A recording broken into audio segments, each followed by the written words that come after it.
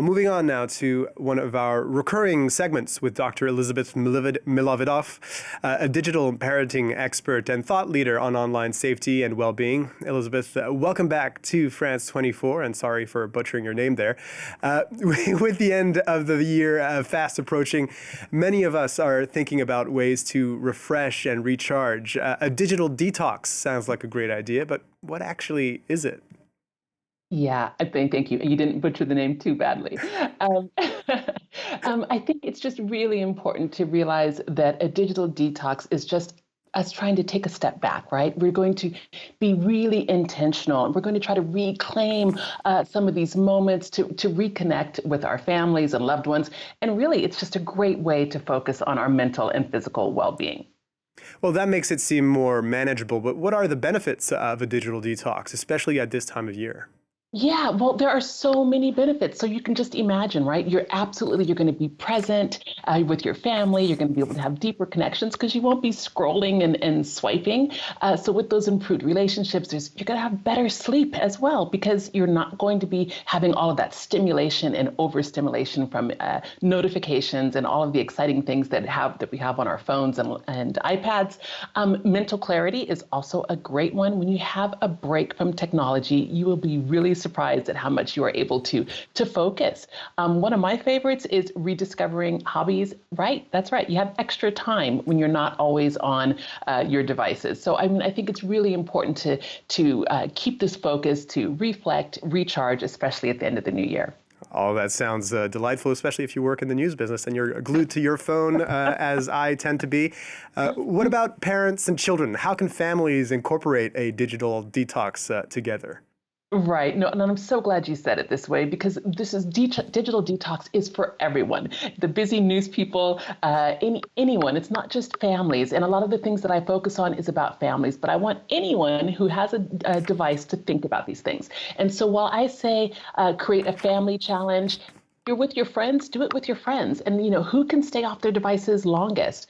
There are all sorts of offline activities. Reconnect with your children and young people or reconnect with your friends.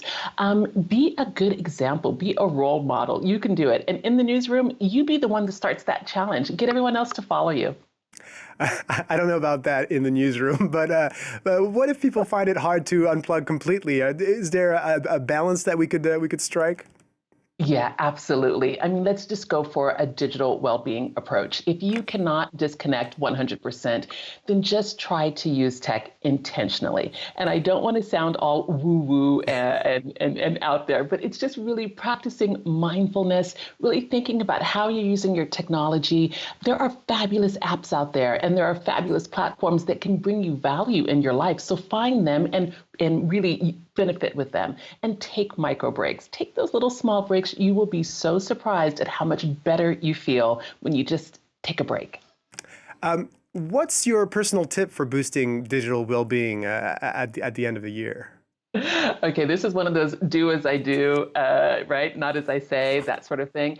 What I try to do is a digital well-being ritual, right? I try to really take a step back myself. And yes, I'm just like everyone else where my children are tugging on me, wanting me to talk, and sometimes it's hard to pull away.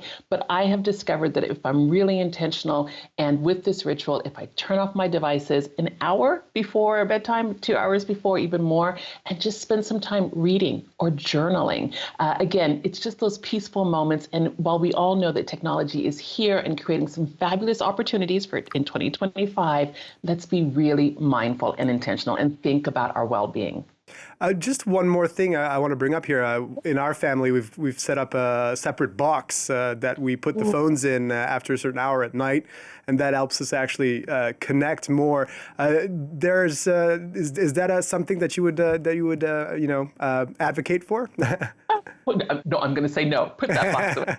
Absolutely. I'm teasing. That box is a great idea because sometimes it's harder than what you think, right? It's harder to just make these rules or even create a family media agreement and expect everyone to follow along. So sometimes you have to remove the temptation. It's kind of like hiding the cookies and the chocolate and putting them in a drawer away. So yeah, sometimes you're going to have to put those devices in a box, in a basket. We do that occasionally when everyone walks into the house. You put those devices on the side. And again, when you're starting any sort of digital detox or digital mindfulness, just start small.